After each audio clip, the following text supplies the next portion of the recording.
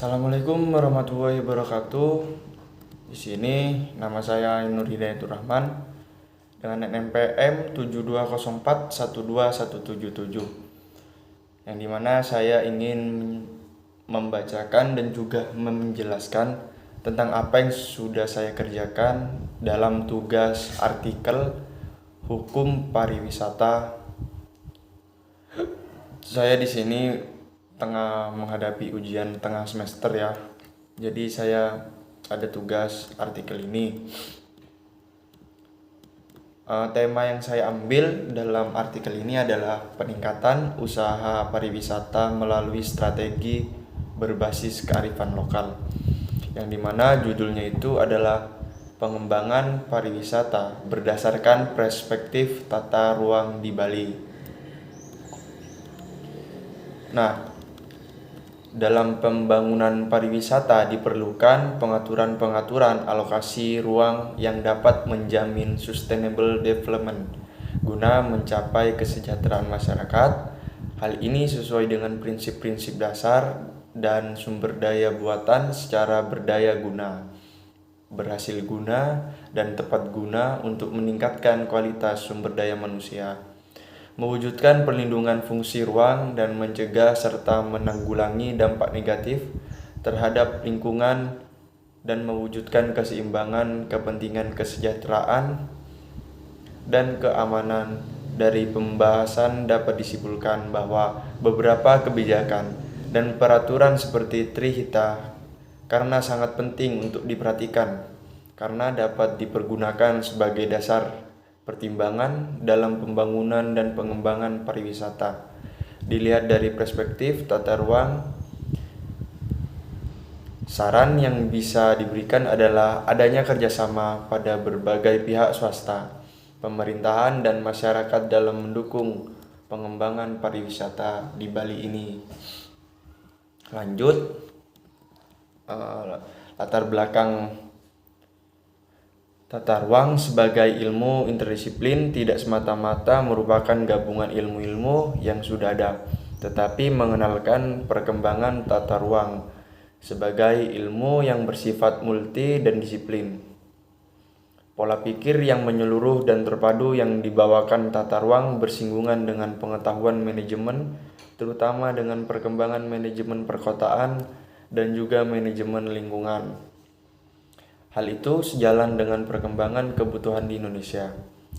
Dalam perumuskan program pembangunan perkotaan, dimulai pembangunan prasarana perkotaan menggunakan pendekatan keterpaduan antar sektor, antar sumber pembiayaan, dan antara perencanaan, pembiayaan, penggunaan fisik, dan manajemen otonomi pemerintah di daerah. Penataan ruang tidak semata merupakan pengetahuan yang bersifat interdisiplin,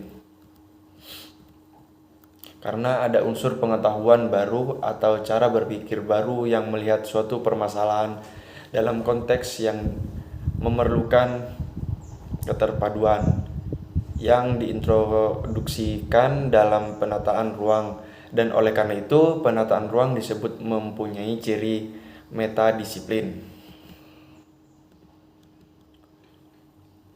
Berdasarkan hal tersebut, perlu ditetapkan kebijakan-kebijakan yang bertujuan untuk mendorong peningkatan usaha kegiatan pariwisata. Kebijakan-kebijakan tersebut harus mengakomodir prinsip-prinsip pariwisata berkelanjutan seperti yang tertuang dalam Pacific Ministers Conference on Tourism tahun 1997, yang meliputi kesejahteraan lokal, penciptaan lapangan kerja, konservasi sumber daya alam, pemeliharaan, dan peningkatan kualitas hidup. Dalam perkembangannya, prinsip-prinsip di atas telah dikolaborasi menjadi partisipasi keikutsertaan para pelaku, kepemilikan lokal, penggunaan sumber daya secara berkelanjutan, mewadahi tujuan-tujuan masyarakat, serta promosi. Lanjut ya, pariwisata di daerah Bali merupakan sektor paling maju dan berkembang. Nah, di daerah ini memiliki objek daya tarik wisata yang beragam, baik wisata alam, wisata sejarah, maupun wisata budaya. Wisata alam misalnya meliputi 47 objek wisata seperti panorama di Kintamani, Pantai Kuta, Legian, Sanur, Tanah Lot, Nusa Panida, Nusa Dua, Karangasem, Danau Batur, Danau Badugul, Cagar Alam Sangih, Taman Nasional Bali Barat, dan Taman Laut Pulau Manjengan. Banyak sekali objek wisata budaya ini sangat berkembang pesat, apalagi banyak karya seni yang dihasilkan oleh pelukis dan pematung dari Bali. Harga lukisan dan patung buatan Bali harganya bisa mencapai puluhan hingga ratusan juta rupiah.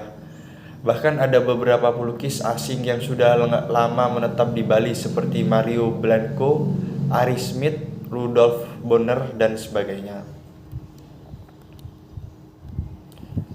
Nah, kita nyampe ke rumusan masalah.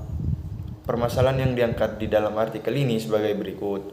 Yang pertama, bagaimana jika warga lokal sendiri akan kehilangan kebudayaannya sendiri dikarenakan pengembangan wisatawan yang sangat pesat ini. Yang kedua, bagaimana untuk mengurangi hal konsumtif yang sudah terjadi karena masuknya wisatawan yang berlebihan. Pembahasan pariwisata di Bali diharapkan dapat berkesinambungan dengan penataan ruang di Bali. Berdasarkan potensi alam ataupun buatan, Bali masih memiliki wilayah atau tempat yang memungkinkan untuk dikelola dan ditata.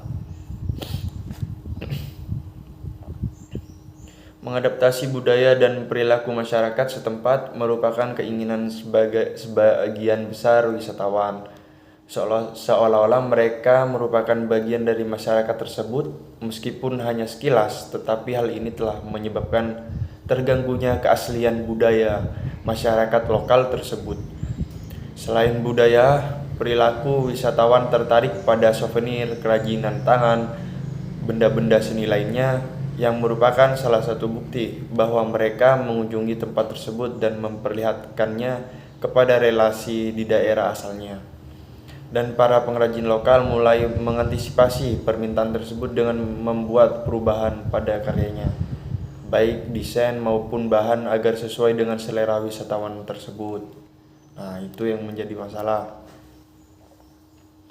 Meskipun selera wisatawan telah meningkat, betapa berharga hasil karya masyarakat tersebut dan membantu secara tidak langsung pelestarian tradisi budaya, tetapi juga menyebabkan lunturnya budaya dengan selalu menganggap karya seni sebagai komoditas.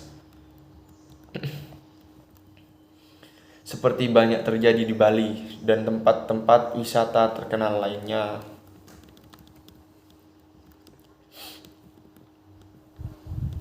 Lanjut kepada kesimpulan.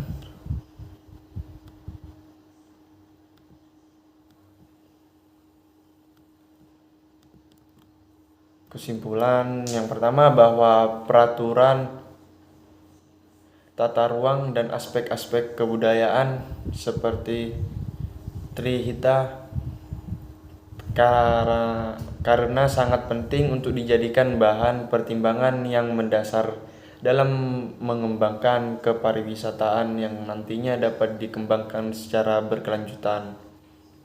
Yang kedua, dengan adanya beberapa inovasi kepariwisataan tersebut, Bali secara potensial baik alami dan buatan masih sangat memungkinkan untuk dikembangkan lebih baik lagi dengan berbagai perencanaan yang lebih tertata dan terorganisasi dengan baik. Yang terakhir, saran kepada seluruh stakeholder baik swasta ataupun pemerintah daerah agar intensitas berkomunikasinya ditingkatkan guna mengangkat dan mengoptimalkan potensi-potensi yang dimiliki di Bali dan mengupayakan kontribusi masyarakat dalam rencana tata ruang wilayah Bali. Yang kedua, agar semua pihak memiliki rasa memiliki yang besar sehingga dapat mengelola potensi yang dimiliki dengan lebih baik tanpa merusak atau mengganggu keaslian atau kemurnian dari potensi tersebut. Nah, mungkin itu yang bisa saya jelaskan. Kurang lebihnya mohon maaf. Sekian dari saya. Assalamualaikum warahmatullahi wabarakatuh.